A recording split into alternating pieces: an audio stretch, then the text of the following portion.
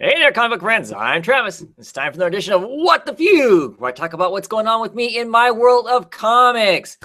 How's it going, everybody? This is the lazy version, more like ran out of time version. And I knew if I didn't get it recorded and doing all the stuff that goes along with recording it on my other camera and posting it, I would never get it done. So with that being said, we're going to talk a little bit about what's going on. Of course, everybody's heard by now, talked about it a little bit on the comic book roundtable this last Friday. And certainly if you watch a lot of other people's videos, you've already heard about it. DC is coming out with 24 new titles coming out the other side of their event book that is to fill in the gap while the editors all rush from the East Coast to the West Coast to start their new lives in California. So, and along with these 24 new books, Dan Didio has, posted basically, kind of what it's going to be, and, has kind of put out, somewhat of a mission statement to say that, I don't have the mission statement right in front of me, so this isn't a direct quote, but basically, story is more important than continuity, which of course clearly we all already knew that anyway. At the end of the day, it's about the stories, right? And allowing the creators to tell a story they want to tell. Now, I don't know what the reality of that's going to be. I've been informed that my version of that is awful Pollyanna, in the fact that I'm hoping what that means is they're going to allow the creators to actually create, to tell the stories they want to tell, in an attempt to entertain us in a different fashion than the New 52 comics have been up until this point. I feel like, to some degree, with a few exceptions, a lot of the comics have followed this formula. DC had a formula they set forth when they started the New 52 of how much action, how much of all this different stuff was going to be in their books, and you had to kind of hit those beats. If you weren't hitting those beats, editorial was going to have you correct it until you could hit those beats or find somebody else to do it that could. So I'm hoping with this new batch of books, and I'm not going to read all the books off. Like I said, I'm assuming most of you have seen or heard of them, that, there's a fairly decent mix, I think, in that. Clearly, we don't know a lot about the books themselves. All we've got is titles and creators on some of the books. Clearly, some of the books are going to be lighthearted in nature. Batmite, Bizarro, I would assume, the Prez. Those are going to be some more good-natured and lighthearted type books, which I think DC does need. And I think they need them in their proper mainstream titles as opposed to just being Scooby-Doo books or the occasional Tiny Titans. So I think that's cool. They'll fall along the lines of Harley Quinn, I would guess, as far as being more of a book based on laughs.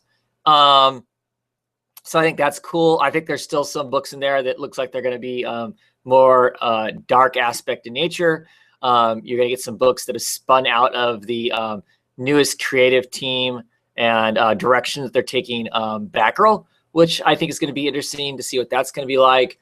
There's a lot of books in there I'm curious about. We'll probably be checking quite a few of them out just to see what they're like.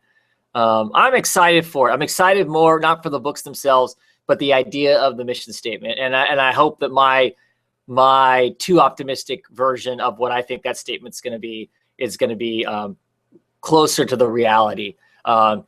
Clearly they've got franchise characters that they're not going to let the creators go too crazy with, but there is still lots of room for other stuff to happen. And these are just titles that are going to be out there for a while. Some of them aren't going to last, which is fine. I don't think they need to. Not every book has to have a long-term, a 100+ issue plan for the book. You try it out, you see if it works. If it works, awesome. You go forward with it. If it doesn't work, then either you make an adjustment to, if it's a character you want to keep in circulation, you make adjustments for that and to keep that character in circulation, or you take the character in the book out of circulation for a while and try something else new.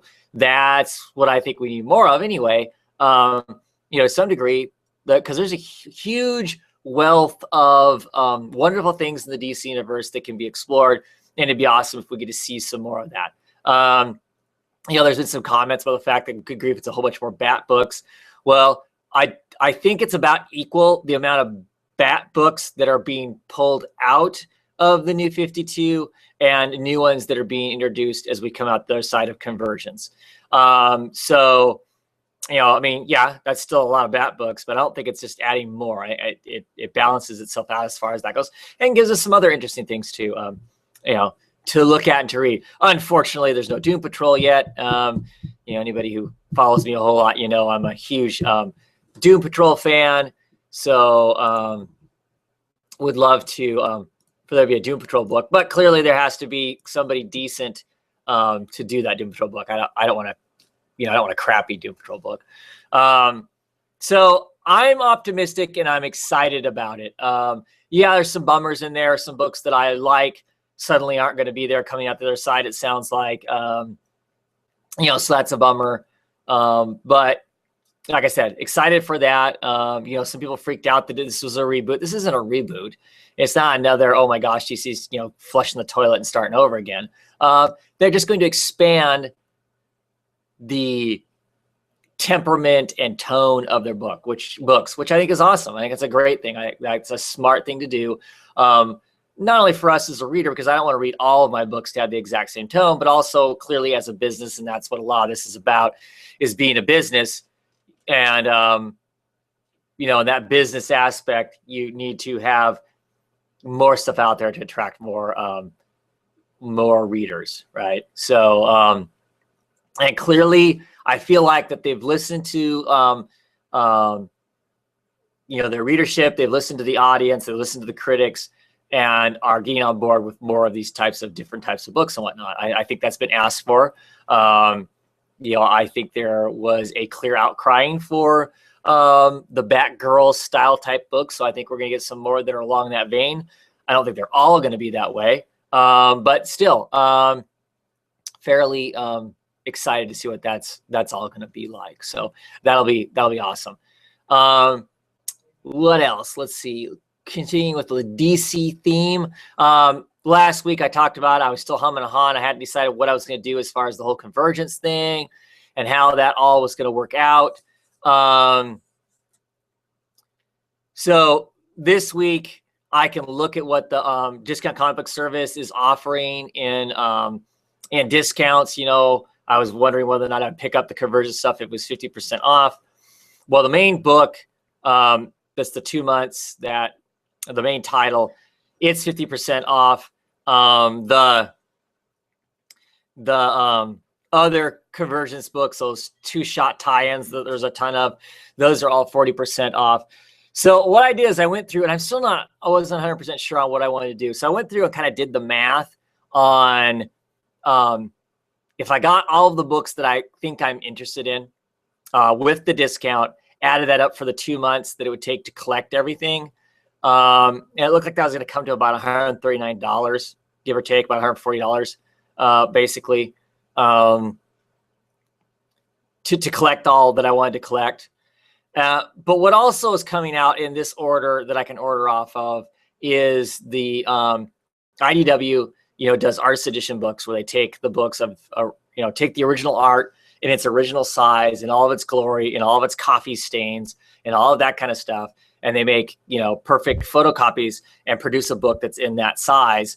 And they're having one for Kirby's Commandy.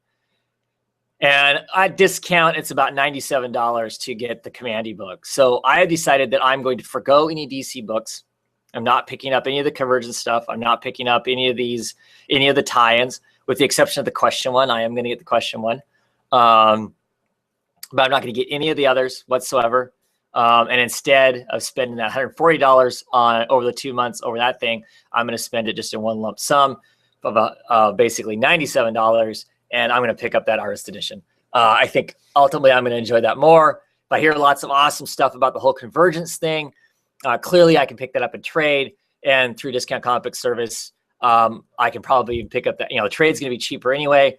And then I can pick that trade up even cheaper because I'll get a discount on it when it comes out in trade. So because I'm still kind of doubtful. That way I won't end up with buyer's remorse. I'm pretty much 100% positive that I won't have buyer's remorse on the artist edition of Kirby work. So I'm going to do, that's what I'm going to do. I've decided that that's what I'm going to, this month I'm going to spend money on that, get that. I'll be pretty excited by that. And of course, when I get that, I'll show it off. So yeah, like I said, that's the plan. Not getting any of the Convergence stuff.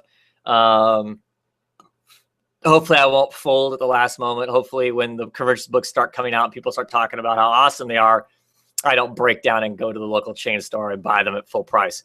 Hopefully I can manage to stick to my guns on that. So, yeah. Let's see what else. Of course, other big news from the Marvel side of things. Marvel has acquired the rights to use Spider-Man in their movies. Clearly, unless you have turned off all social media anywhere, everywhere, more than likely you've heard about that too. I don't know all the details on it. I haven't been paying that close attention because it doesn't matter that much to me. I mean, yeah, I guess it's gonna be cool to see Spider-Man hanging with the Avengers or Spider-Man teamed up with these other heroes. In my head, I never really envisioned Spider-Man with those people. I mean, I know there's Spider-Man team up stuff, and quite honestly, I really enjoyed that. Especially enjoyed that as a kid. Got a really kick out of those, just kind of one-shot kind of things. But I never really envisioned Spider-Man being, with the team book. Clearly, he's a team player. He likes other people and all that kind of stuff. So I'm not saying that he doesn't work well as a team, like the Punisher. To me, doesn't make a lot of sense in a team. But I just never see him that way. So am I excited about a movie with Spider-Man in it with the other Marvel heroes? No. Do I think that Marvel is going to put out a better Spider-Man movie than what Sony has been putting out? I'm not even sure if that's going to be the case. I think it's really interesting that because they've acquired the rights to the Spider-Man thing, they're bumping a bunch of their other movies back, production back by anywhere from 4 months to years, it sounds like. I'm curious about that. I don't know that I understand why they'd bump those other movies back. I don't know how those coincide together to make that happen. So I just don't know exactly what that so I don't know. I don't know. I don't know what, like I said, I don't know what the what that's gonna, why there's that delay there. But more than likely, if it's gonna be, if Spider-Man's gonna be along with those other heroes and whatnot, I'll probably end up watching it. To be the honest truth, I haven't watched a Spider-Man movie since the second Spider-Man movie, way back when they were started. I liked the first one fine. The second one was, and I just haven't been really excited about it otherwise. The bits and pieces that I see always feel like a pretty tremendous fail in comparison to the joy I got as a kid reading the comic book. So I just have kind of, avoided them as a whole.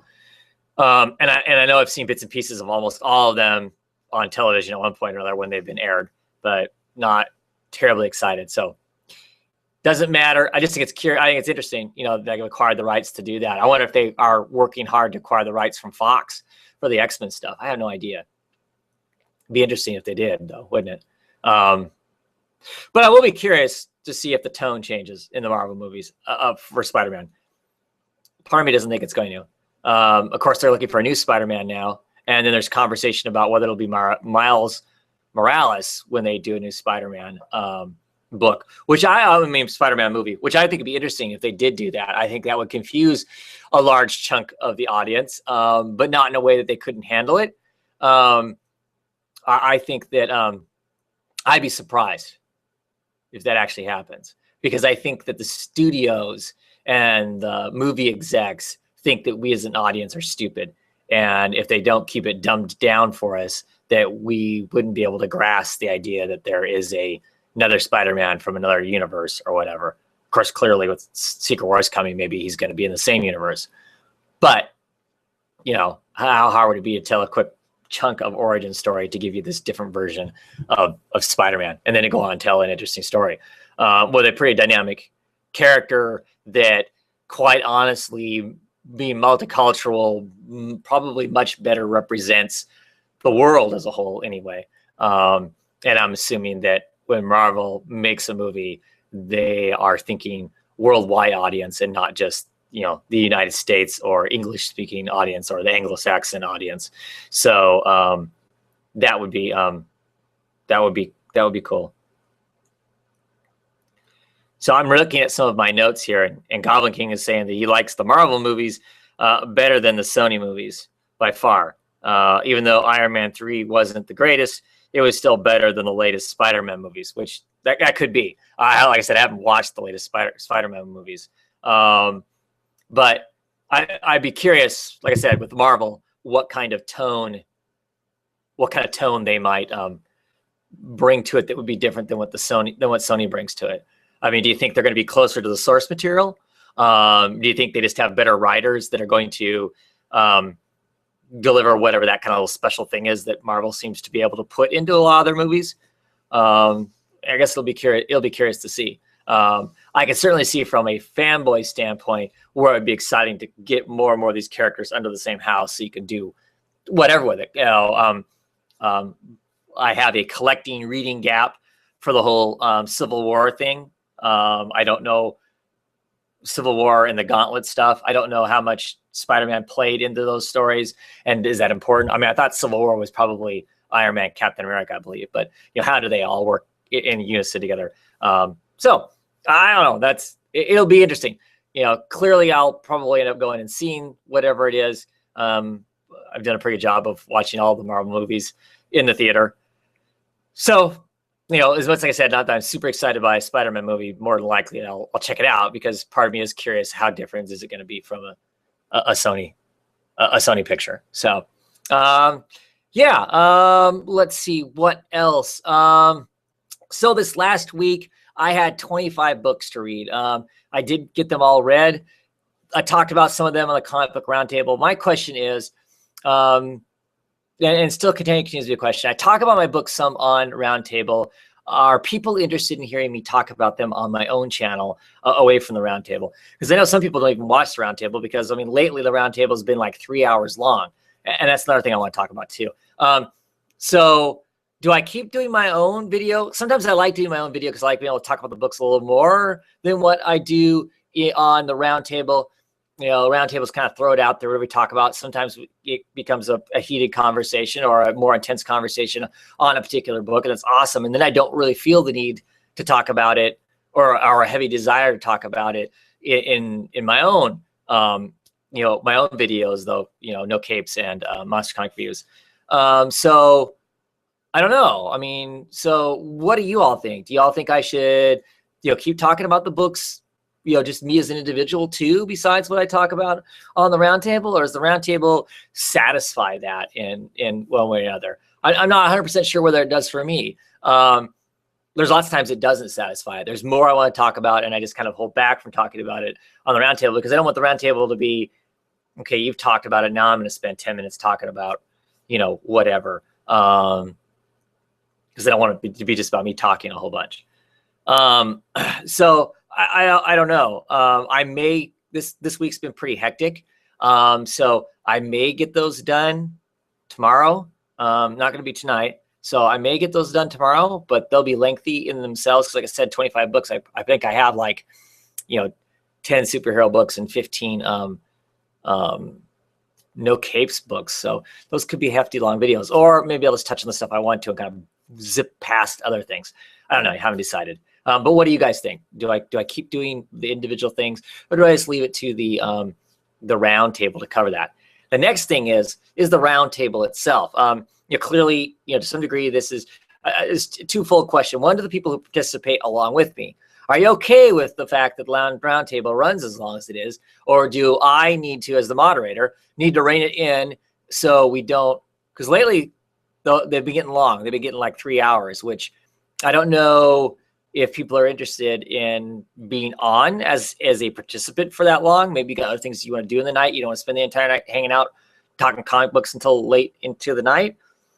You know, so as a participant, if you're one of those participants, let me know what you think. Do you not care? It just lasts however long it lasts. You enjoy talking comic books, so it is what it is. Cool. or no, I don't, hour and a half is long. Anything longer than that's crazy. We need to kind of, tighten it up, talk about a few books. Do we show up and only talk about 3 books we want to talk about instead of talking about all the books that we might want to talk about? And then from you as viewers, you guys that are watching it either live or watching it after the fact, and I'm always impressed with the amount of people who watched it after the fact. Are you okay with as long as it is? I mean, are you having a good time sitting there talking in the comments with each other? And if I happen to be, on top of it and I comment back and we have some give and take there with the audience, are you happy doing that? Will you drink your favorite beverage and listen to us talk or watch us or whatever? Or in the case of some of you, I know you clean your house while you listen to us talk. Are you okay with it being as long as it is? Or you think, like I said, as a moderator, I can control that. I feel like I'm pretty competent in keeping things moving if need be.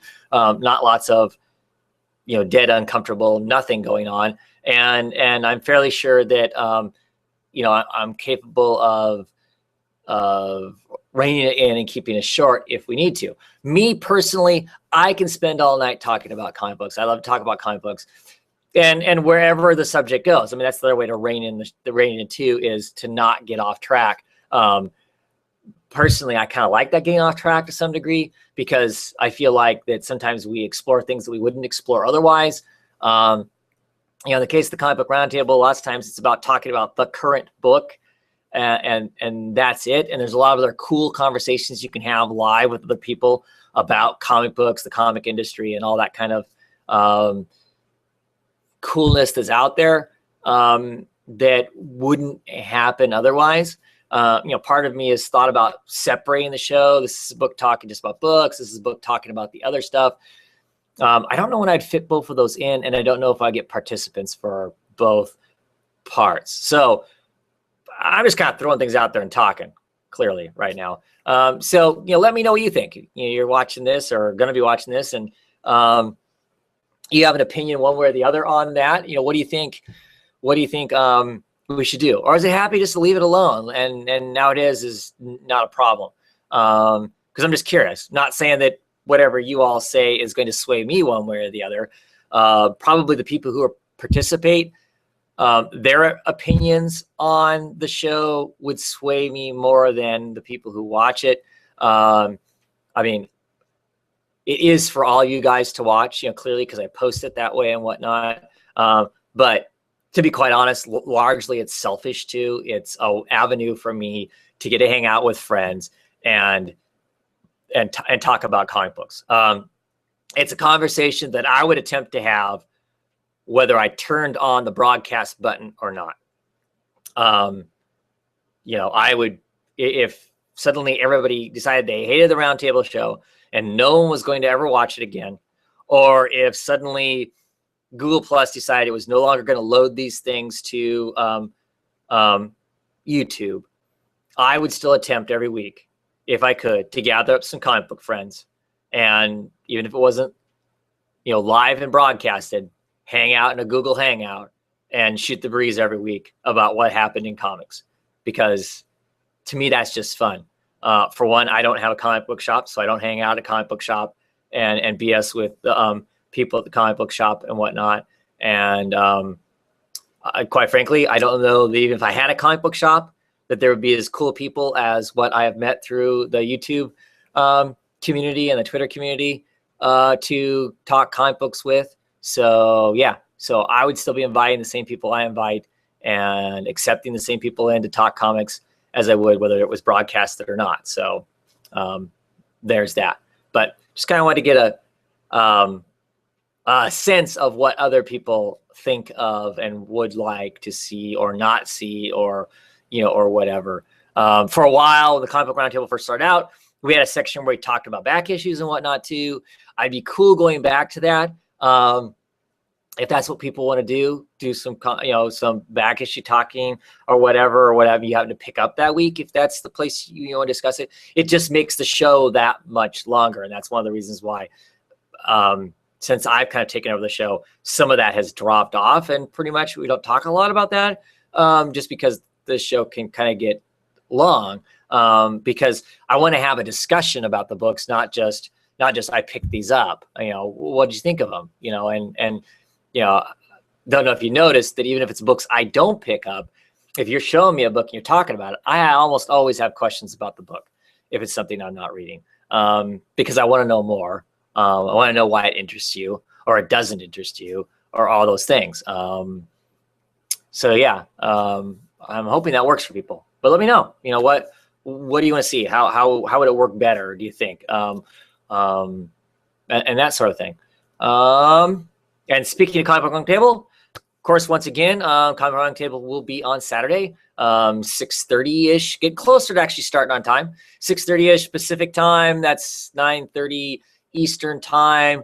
Come join the fun. It's always awesome having people on. I'm once again rededicating myself this week to really trying to pay closer attention to those comments and whatnot.